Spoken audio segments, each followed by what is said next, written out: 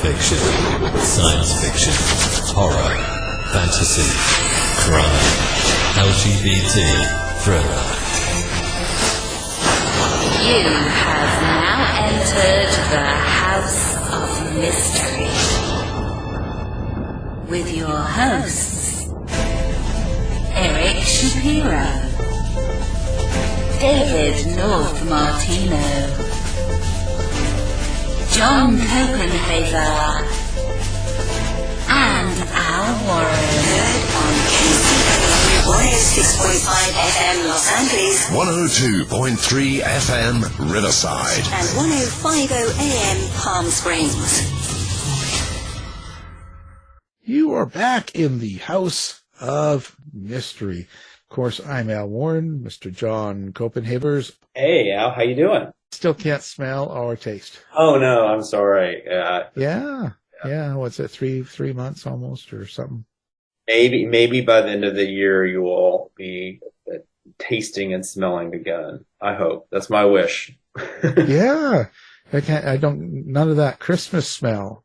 No cinnamon, no eggnog, no roast turkey, no nothing. It's all gone. Okay, let's just jump in today. We've got a great writer here, a Pulitzer Prize winning author and journalist. So, Mr. Edward Humes, thank you for being on the show. I'm so happy to be here. And sorry to hear about your taste buds. Well, that COVID, I got it when I was interviewing in Seattle at the Seattle studio, and I was feeling fine until I had Ann Bremner, who's a Seattle lawyer I've known quite a long time, and I interviewed her, and during that interview I had this really weird dry cough. Came out of nowhere. And then that was it. 3 days later I was down for the count.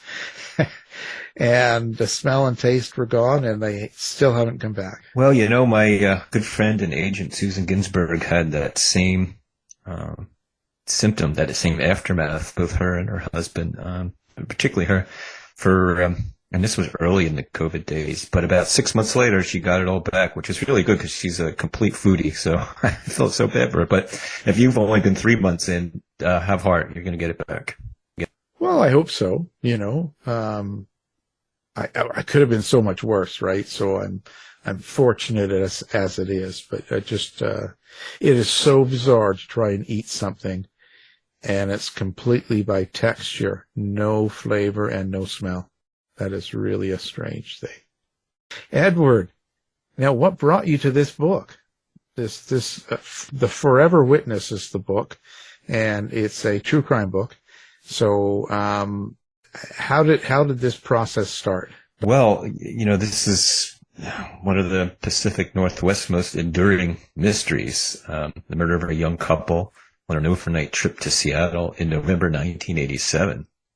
Literally generations of detectives and the best crime labs in the world were stumped for decades. And 30 plus years later, I'm watching the news and there's an announcement that this case had been solved, and it was done through this new thing that not too many people in the public understood what exactly it was. It was called genetic genealogy, and it kind of sounds like an eye-glazing term, but it's powerful and revolutionary and really cool. And it was unfolding practically in my backyard, and right on the heels of a sensational case that was supposed to be one of a kind, the Golden State Killer case. And weeks later, somebody else used exactly the same method to end this long-standing mystery and bring answers to the families. And I'm sitting there thinking, boy, I'd read a book about this. And then I said, what the heck? Maybe I could write a book about this. And here we are.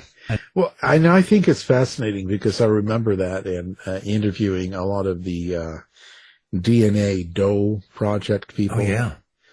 That were getting things, and they were doing the drawings and getting it from 23andMe and stuff like that, and there was all sorts of stuff. It seemed rather exciting. It seemed unorganized, but rather exciting.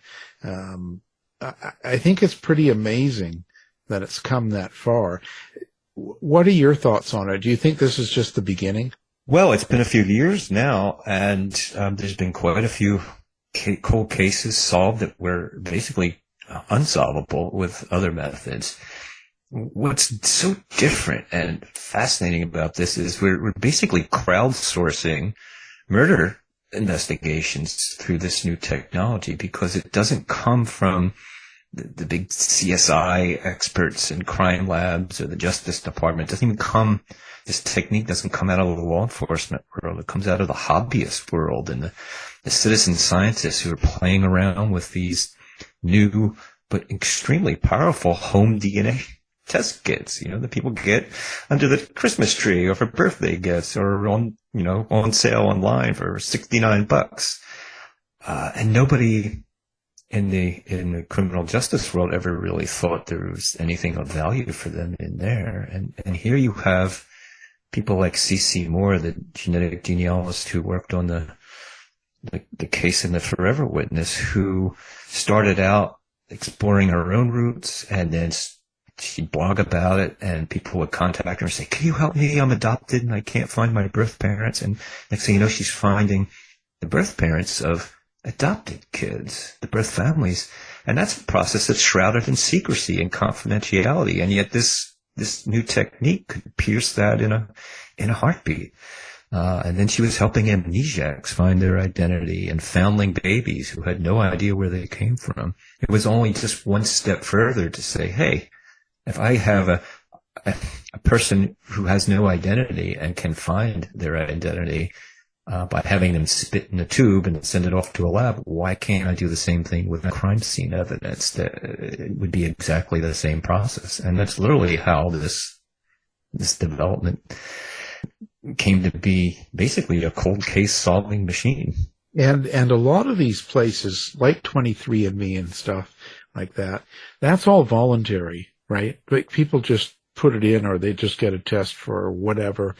Like you say, they're trying to find their parents, or they're trying to find whatever. They stick it in there, and then it's in the file, and they just have to click on the box. Yeah, they could use it in searching, and of course, and that's kind of how it's gone. Yeah, and it's any one person's DNA profile, which is generated by these services like Ancestry and 23andMe, has no power on its own. But when you put it into a database with millions of others who are sharing them to see, hey, is there some little part of your DNA that indicates you're a distant relative? Yes. And then you both put it on your family tree, and then another, and then another. That the power is in the numbers. And then if you make the decision to download that profile from one of these private companies, which do maintain confidentiality, and they don't let law enforcement come in and search their databases for the most part. Most of them don't. But there are places, a service called GenMatch is one, where you pool your resources from all these different DNA companies. And so if I have a profile from Ancestry and you have one from 23andMe, we could both upload them to the same shared database. And you're increasing your reach and power of searching for your roots, your origins, your family. And that's the database that the police have used among several to solve a lot of these crimes. And there you're making this affirmative decision to say, yeah, I'm going to put my genetic profile out into the world and see what happens. Now, I would guess in a matter of time, but as this becomes more of a regular occurrence and how it's becoming popular and catching criminals and killers and stuff like that, that people that actually are the bad guy out there might avoid doing this sort of thing then. You mean not commit the crimes? Yeah. Well, Wouldn't that be nice? No, they're going to commit the crime, but instead they're just never going to go to any of these ancestry places. They're just never going to do any searches. Actually, that's not really, they don't have to. That's where the real power of this is. So, we've been hearing, I'm sure your listeners know that DNA in one way or another has been used for decades in crime solving. It was a forensic revolution. And and it's been around for a while. But the process that law enforcement has always used is called DNA fingerprinting. And it's a very apt analogy because there are little structures inside our genes that act just like your fingerprints. It's a unique identifier, but it doesn't tell you these little structures. They're easy to map and easy to upload into a database, and you can take them just like you take a fingerprint when you arrest somebody. But they don't tell you anything about who a person is related to or what color eyes they're going to have. It's not part of the coding sequences in your DNA. It's just kind of junk DNA. But it's great to generate these fingerprints. And when you get one of these fingerprints, there's only one person in the world who can have it. So it's a perfect identifying tool. But the problem with that system is that somebody has to be caught for something and have their DNA fingerprint uploaded into this massive Justice Department database in order to find them. If they've never been caught, they're invisible to the system, and the DNA doesn't help you. This genetic genealogy, this new development, it's revolutionary because you don't have to have a person's DNA to find them. That's where the crowdsourcing part comes in. All you have to do is have a couple of distant relatives in the system, and bingo, you can build their family tree until you find the person who's the exact match. You can find people who have never submitted for a DNA test this way because, well, when you upload, if you are a customer of one of these gene testing companies, you're not just uploading your own DNA, you're uploading your entire family's DNA. Was it sort of, it was kind of a, for lack of a better word, almost by hand tracing these family trees back. Is that still the case, or is there, programs or systems which are actually helping people do this? Yeah, well, I mean, genealogy has been around for, almost as long as there's been civilization in one form or another.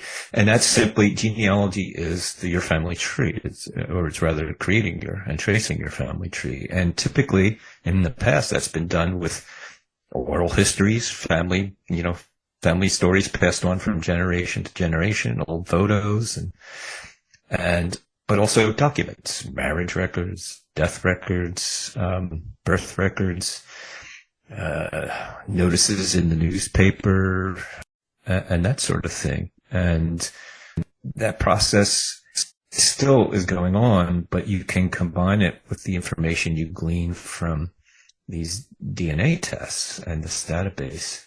When you combine the two, that's when it becomes incredibly powerful.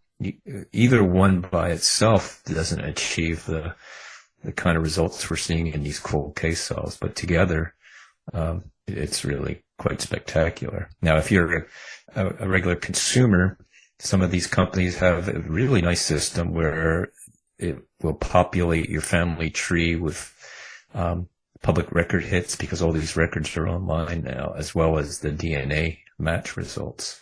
And it kind of does a lot of it for you. But to investigate these cold cases, it takes someone who's quite adept at this kind of genealogical research to really drill down and find people who are just unknowns from crime scene DNA.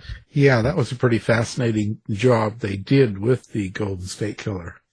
The way they kind of narrowed in on the family, and then they started looking at all the other people in the family and the men and started, deciding who could have and who couldn't have, and they just all put it together piece by piece. That was quite a job.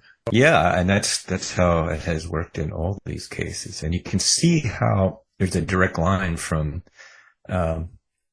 trying to identify the birth family of an adopted person. Or you mentioned the DNA Doe project. That's a project that attempts to identify the unknown dead. Typically they go to the morgue and they're called Jane Doe or John Doe because they don't know their true identities. So it's been really useful for that. The technology is now being used for unidentified military deaths as well, when the other older DNA methods haven't been able to get an identification. So yeah, there's a lot going on in this realm that's accomplishing things that were never before possible. So now, let's move on up into your case here, the case that you've got going on for your new book, The Forever Witness. So what was the basic premise of the case? What had happened back in 1987? Yeah, it's November 1987, so just a little bit more now than 35 years ago.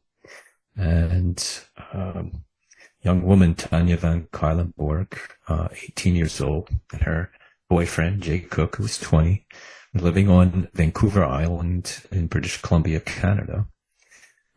Jay's dad it's a lovely place, by the way, and I spent some time with the families there and visited where Jay and Tanya grew up, and it's Canada's only Mediterranean climate. It's this beautiful place, and in 1987 it was the kind of place where it was safe and it had a small town feel. People didn't lock their doors when they left because there was no reason to. And that's the kind of world that Tanya and Jay grew up in. And they undertook an errand for Jay's dad to help out his business. They needed to pick up some parts for his heater service and supply business. And Jay invited Tanya to come along. They'd drive down to Seattle. It would be a couple of ferry rides and a drive in between. And that way they could sort of have their first road trip together and spend some time together and also do a favor for Jay's dad.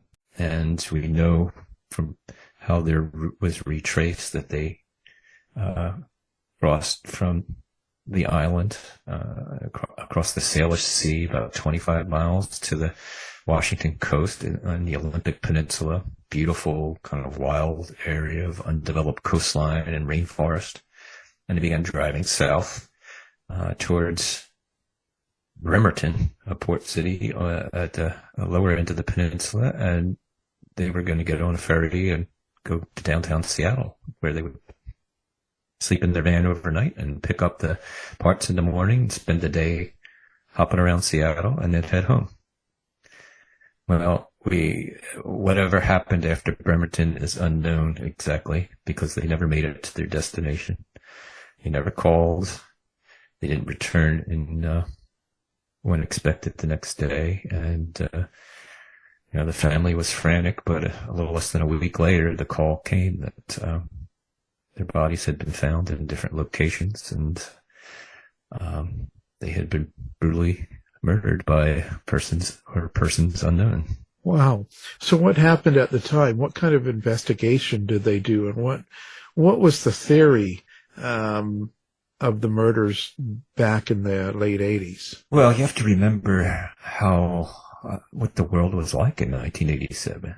This was pre-cell phone. There was no pervasive cams and traffic cams or any other kind of cams around. There was no facial recognition. Some of the tools that we take for granted in criminal investigation for tracking the movements of both victims and suspects just didn't exist. But this was also an international case. Every agency from the local sheriff's departments where the bodies were found to the state police in Washington to the FBI and the Royal Canadian Mounties, you name it, they were involved in this international investigation to figure out what happened, where it happened, and who did it. But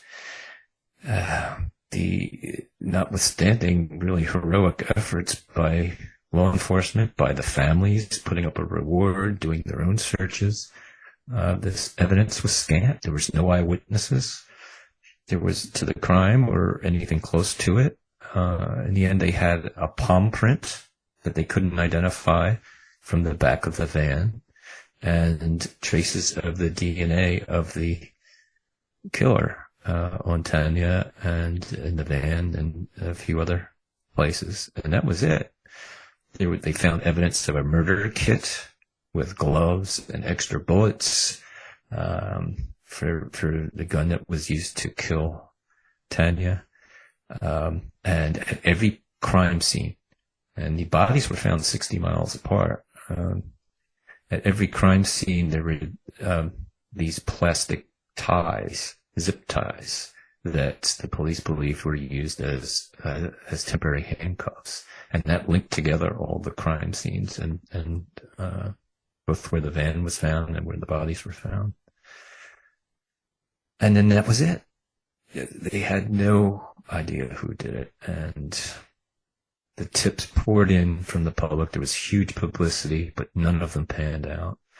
And then the police developed a theory that this seemed to be the work of a serial killer. Both bodies were kind of left on display by roadsides in different locations.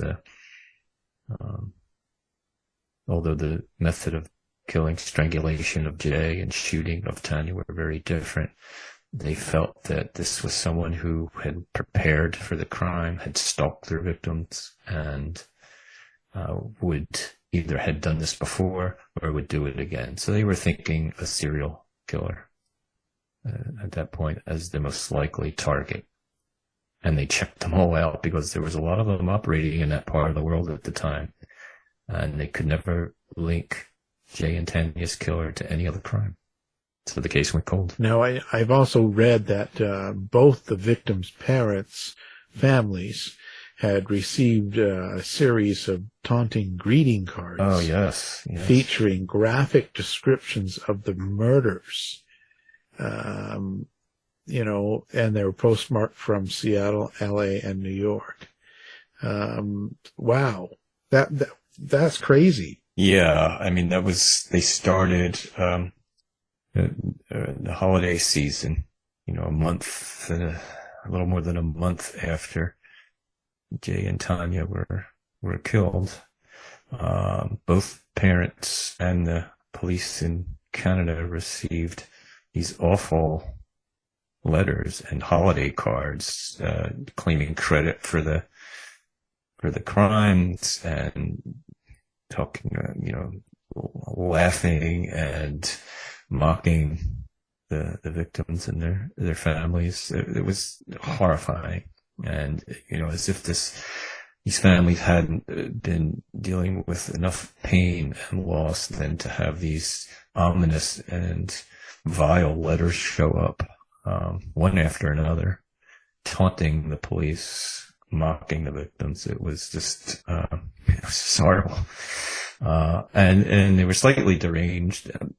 The police weren't sure what to make of them. On the one hand, you have to take seriously an anonymous letters claiming credit for the killings. On the other hand, there was no information in them that you couldn't have gotten from watching the news or reading the newspaper. So they weren't sure that this was real or just a cruel hoax from some, mentally ill person. Of course, they investigated, but they were unable to trace the letters either. So many years later, when Detective Jim Scharf took over the case, he had been a sheriff's deputy in 1987 who patrolled the area where Jay Cook was found for the Snohomish County Sheriff.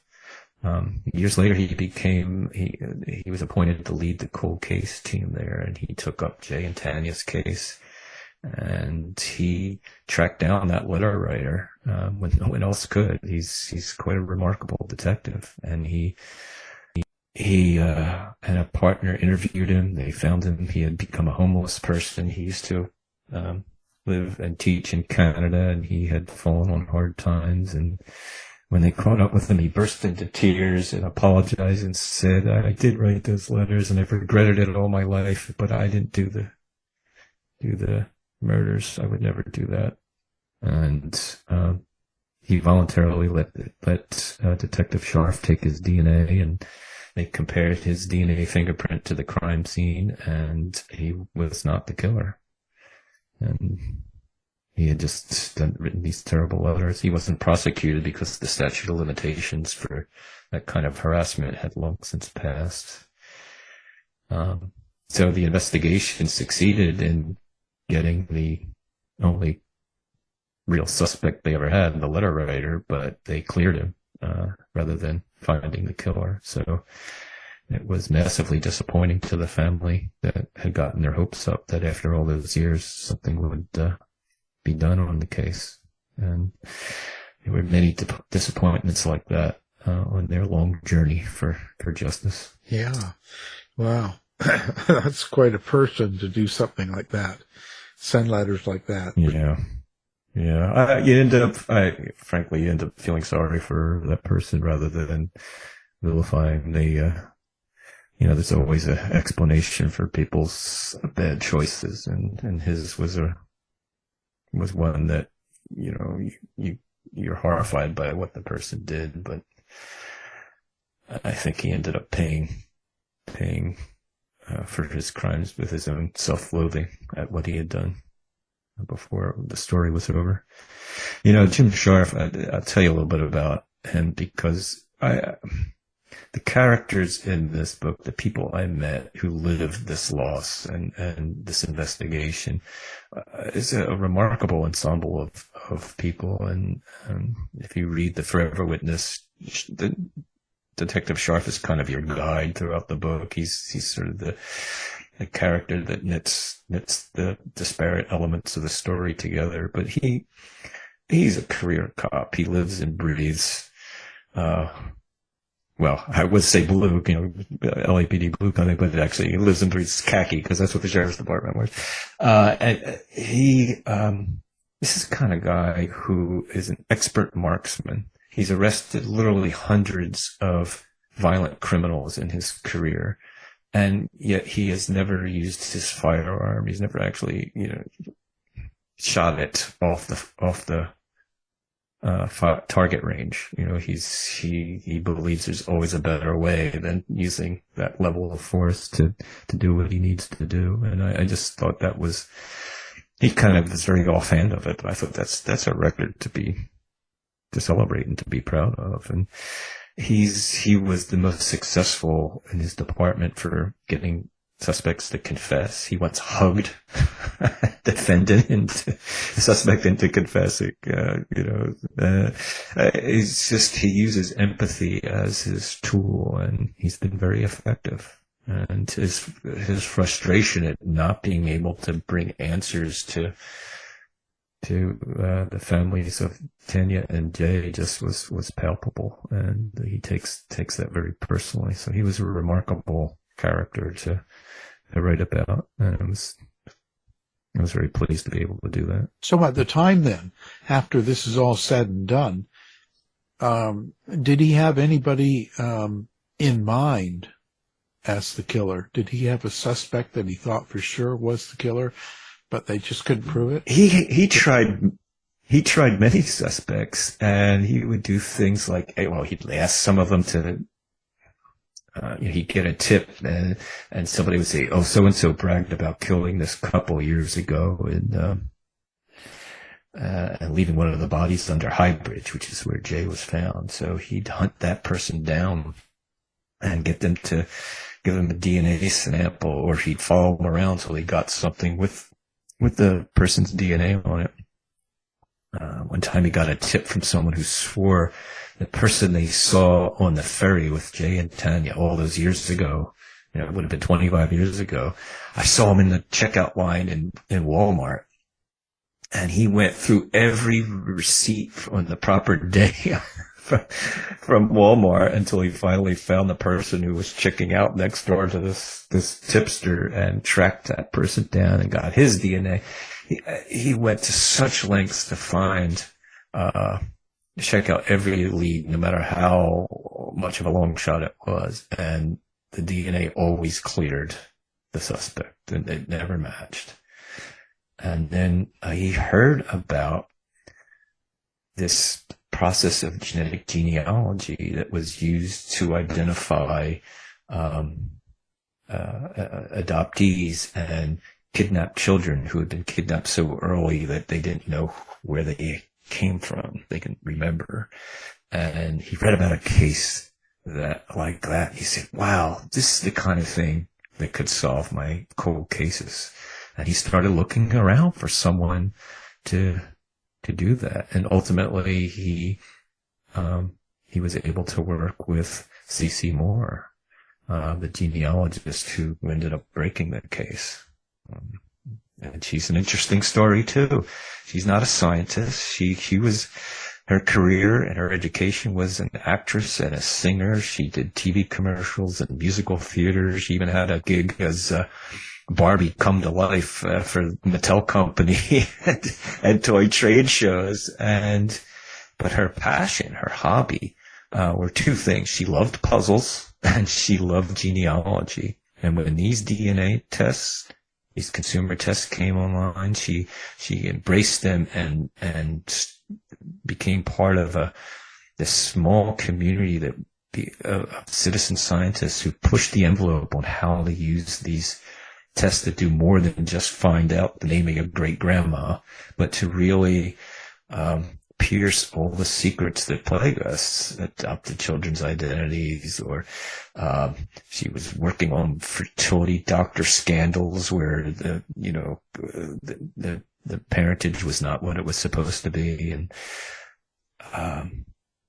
she began to realize that she could solve crimes this way. And she actually went to a conference of one of the major conferences on human identification where leading experts in DNA in law enforcement discussed their cutting edge technology. And she's told them that, hey, what I'm working on now goes way beyond finding great grandma. We could be solving some of these crimes that you're not able to do through other means.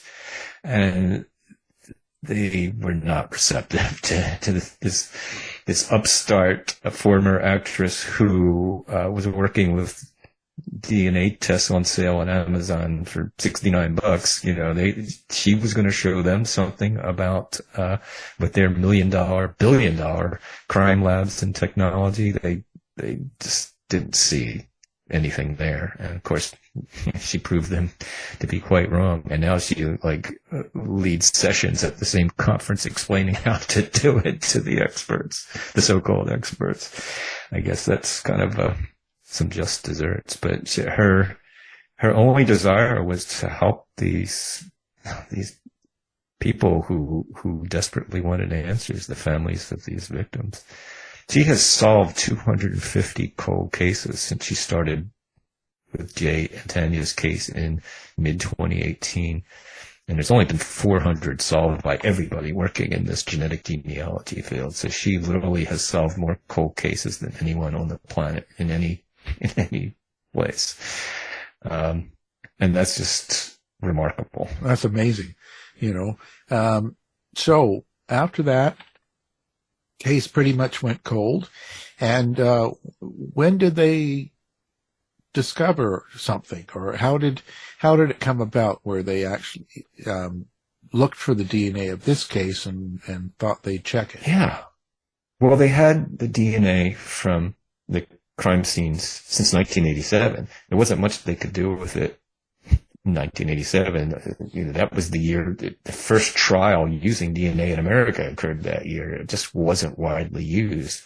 So they stuck it in a freezer and said, someday we're going to be able to do something with this, and then 10 years later, they bring it out of cold storage and they enter the DNA profile into the FBI's DNA fingerprint database with high hopes. Nothing. Drew a blank because their offender wasn't in there. And then along comes genetic genealogy and the Golden State Killer case and CeCe Moore. And they found a match this time. CeCe, in 2 hours of working on the profile, came up with a name. She reverse engineered the family tree of 2 second-level cousins that seemed to be the closest relations in the database to the killer. And then CeCe had to figure out where the 2 sides of that family came together, because one second cousin seemed to be related to the killer's mom and the other to the killer's dad. So where did those 2 lines cross? So she kept building that family tree until she found a common great grandparent that united the lines, and then built that tree forward until she found the marriage that produced the children that could fit the killer's profile. And there was 4 children of that marriage. Only 3 of them were women, and the killer had to be a man. So that just left one suspect. So she was literally able to give Detective Scharf a single name, and she found his address and his other information and passed it on. Jim Scharf this is his day off. He lives on a small farm in Snohomish County with his wife and 2 rescue horses, and he was out walking both of his pugs, and he gets a call, and they say, "Well, we've got a name for you in Jay and Tanya's case." And he kind of laughed and said, "Yeah, right." He was expecting to get a whole list of names that he'd have to check out, and he, they probably wouldn't lead anywhere, because that's what always happened in these cold cases. And the caller says, no, we just have a single name. His name's William Earl Talbot II, and this is where he lived. It was only 7 miles from where Jay's body was found, and all this other information. And Detective Scharf couldn't believe it. It was more than he ever dreamt would be possible. And finally he had a name, and he was able to open up a full investigation of this man that CeCe Moore had identified, William Earl Talbot II. Do you think, I was sort of reflecting on your sort of description of this, the process that CeCe went through, and then, your description of Jim Scharf being, taking different approaches to policing. Like, is this, are we seeing new trends sort of come,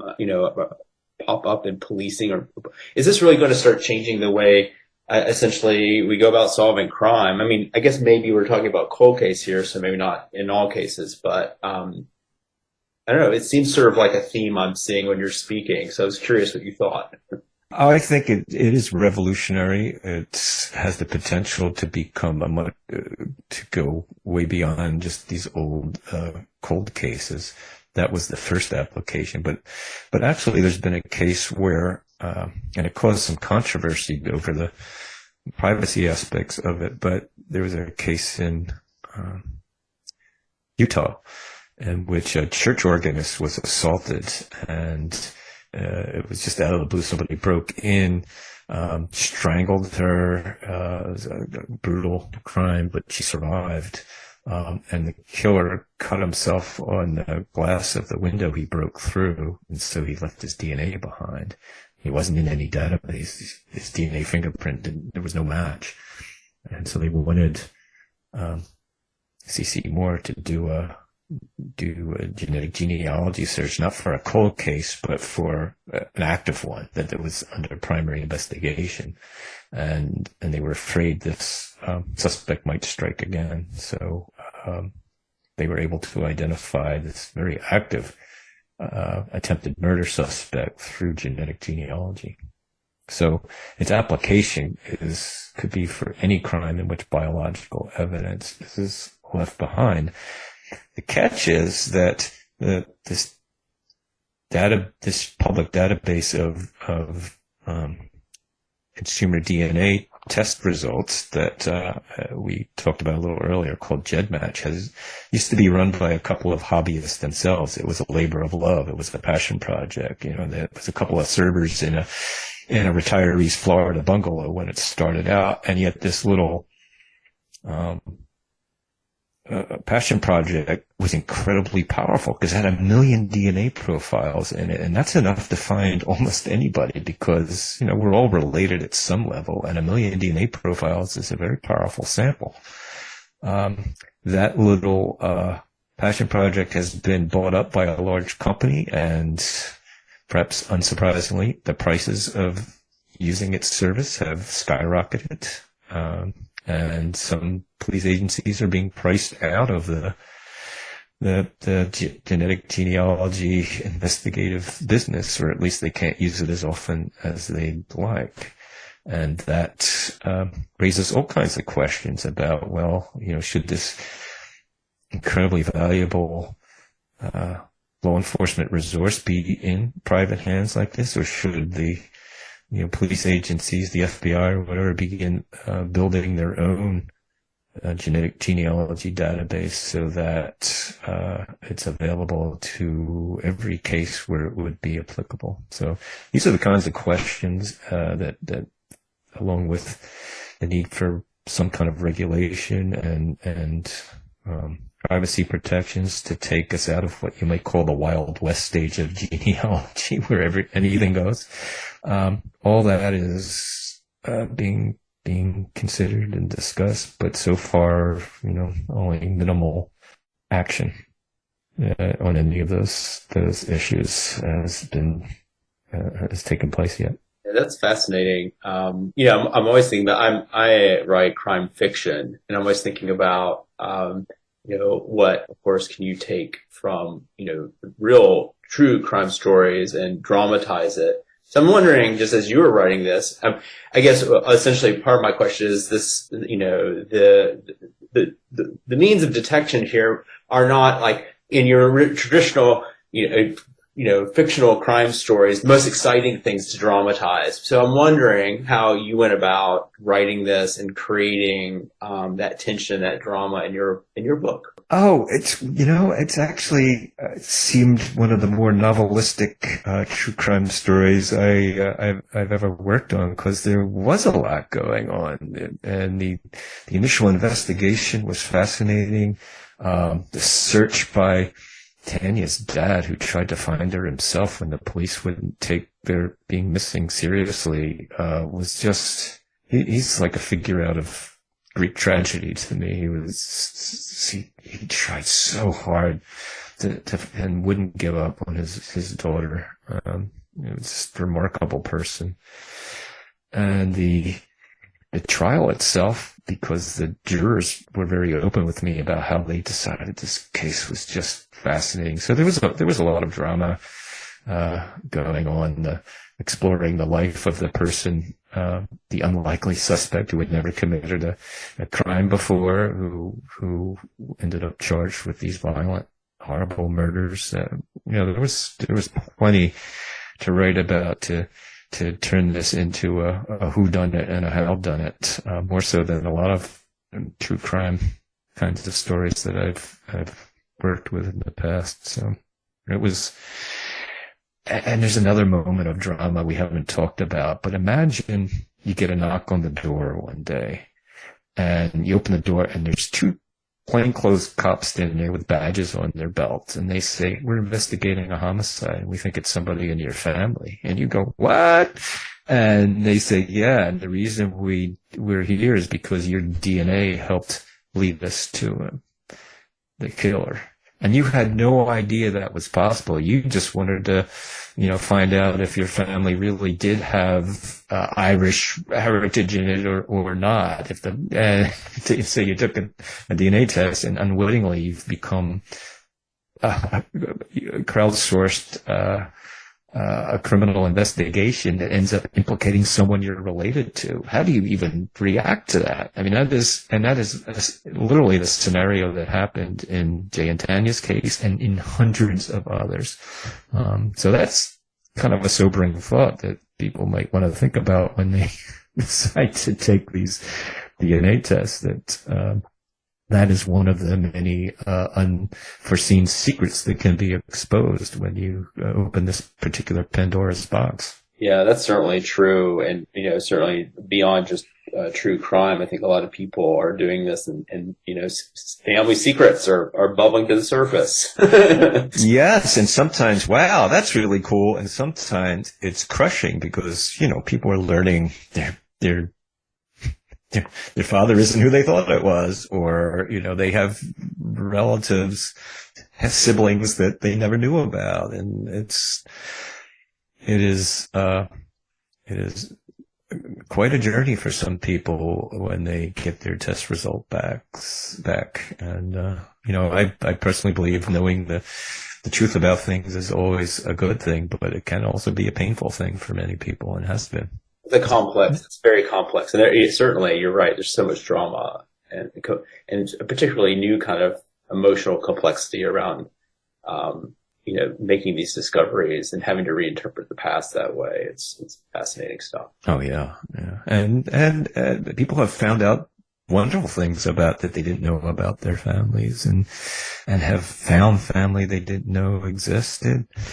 This one woman said, I was adopted, and in fact, this was a case that CeCe Moore worked at, validated the methods she would use later for solving crimes. But this was a woman who'd been abandoned as a newborn behind a grocery store near Disneyland and never knew who her family was. And she had a wonderful life with her adopted family.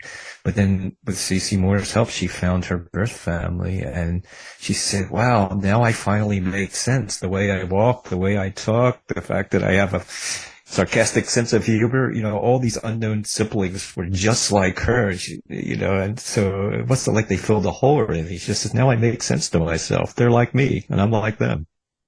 And that was a really wonderful moment for her. So there's a lot of good there, too. Now, they did finally catch the guy, and they arrested him. And it sounds like the trial's been another entertainment show. Coming back and forth and everything. So, the man that they found and arrested, what was his last name? Talbot. Yes, William Earl Talbot. Yeah. Now, so was he known to to anybody, any of the victims or their families? Nope. Never a suspect, had no connection known to, either Jay or Tanya. He has insisted on his innocence to this day, although at the trial he conceded that it was his DNA found at the crime scenes. His lawyers conceded anyway. He didn't testify. Yeah, he never. When they held the press conference, Detective Scharf says, "Yeah, we never would have made this arrest or known about this person if not for the genetic genealogy." So yeah, he was the nowhere man as far as this investigation went. And how exactly their paths crossed, since he's not talking, is not known. Exactly where, under what circumstances. Yeah, because you have no idea what the motive was. Yeah, just you can only, the police, Detective Scharf has his theories, but unless he tells his side of the story, we may never know exactly what happened. But the evidence at the trial suggested that they most likely met somewhere in Seattle, and that he used his firearm to force them, the couple, into complying with his demands, which, in this government's theory of the case, that was having Tanya bind Jay, and then either being forced to drive their van with the killer inside it somewhere, or once Jay was tied up, that the killer could tie up Tanya as well, and then take control of the van and go wherever he wished with them and do whatever he wished. So, yeah, we don't really know for sure why, but yeah, it's one of those. Now, that trial, he got convicted originally, but now hasn't it been overturned and it's going for an appeal now? Or it is in the appeals process now. He was convicted of 2 counts of first-degree murder and sentenced to life without possibility of parole. Though there is no death penalty in Washington at this time. So that was the maximum sentence. And his appeal to a lower, the Court of Appeals in the state of Washington, was accepted by that court on the basis that one of the jurors made statements that made it appear she could have been biased against the defendant.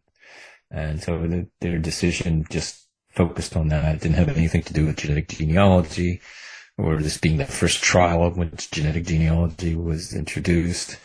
It had nothing to do with the evidence in the case. It was strictly a question about whether or not this juror was biased. Now, the state Supreme Court has just had recently oral arguments in the case, and several of the justices on that court were very skeptical of this decision. They said, well, wait a minute, you could have had this juror removed and you didn't. This is to the defense attorneys. Why should we now, since you chose to accept the jury with that person on it, why are we now in a position where you're not accepting them after the fact? So it's unclear where this is going to go, but either way, the appeals will probably continue for some time because that's the way things work out in our justice system. There's often a lot of layers of review to make sure the right decision was reached, and that's a good thing. But that's still unfolding. Let's talk about you. So, do you interact with fans on social media? Do you have a website? Where do people find you? Pretty easy to find, and the answer to all this question is yes. I do have a website. It's simply my name, edwardhumes.com, and you can find me through my name on Facebook, Instagram, Twitter. I'm pretty easy to find, and the Forever Witness is available everywhere. And this is kind of cool, a little scary for me. For the first time, this is my 16th book, was the first time I've narrated the audiobook. So we'll see if I ever do it again or not, depending on how people feel about it. Yeah, that's a lot of work. I know. I have so much respect for people who do this for a living. Wow. And I have new and renewed respect for writing with short sentences, because when you read it out loud, you say, maybe I could have written that a little bit better. Yeah. But it was, all in all, it was pretty cool to do and to have that opportunity. So. Okay. Well, we'll have everything up on our website as well. People can find the book, find you in one click. So it makes it easy for them. What is the atmosphere around Snohomish and King County and around Seattle about this case? Is there any sort of public opinion or any talk locally? Or yeah, I mean the trial, and the arrest, and then the trial were thoroughly covered by all media in the region, and also in Canada. It was a real cause celeb there. And they had not had any genetic genealogy cases there when this unfolded. And so there was a national debate about using that technology there and the privacy aspects of it. But I believe that they have since allowed their own genetic genealogy investigations on that side of the border. So that was really interesting. In Snohomish County is just north of King County, where Seattle is, and it has urban areas, but also rural. And I think they took a lot of pride in the fact that their relatively small sheriff's department is a cold case trailblazer, and that has had remarkable success in that area for a department with its resources. So that's been something that's been quite talked about. I did an event a virtual event sponsored by the Everett Public Library in Snohomish County, and that was really fun and interesting, and lots of great questions. Well, this was, I believe, wasn't this the very first case tried and convicted using only DNA as a witness to the criminal? This was the first trial where that was solved through genetic genealogy. Yeah, that was, and it was the second arrest and the first to go to trial, and the one that sort of triggered this. It seemed to become a weekly event, and still is, of cold cases being solved this way that had languished for years. So it was a really key development in this avalanche of cold case solutions that have flowed from that day in 2018. Well, fascinating case and a fascinating book. Everyone, you must pick it up. You want to find this out. The Forever Witness, and the guest is the author, Edward Humes. Thank you for being here. My pleasure, Al. You've been listening to the House of Mystery radio show. To find out more about our guests, hosts, or shows, go to www.houseofmystery.com. Show's over for now. Was it as good for you as it was for me? Well, good night. This has been a production of Something Weird Media. I'll be back.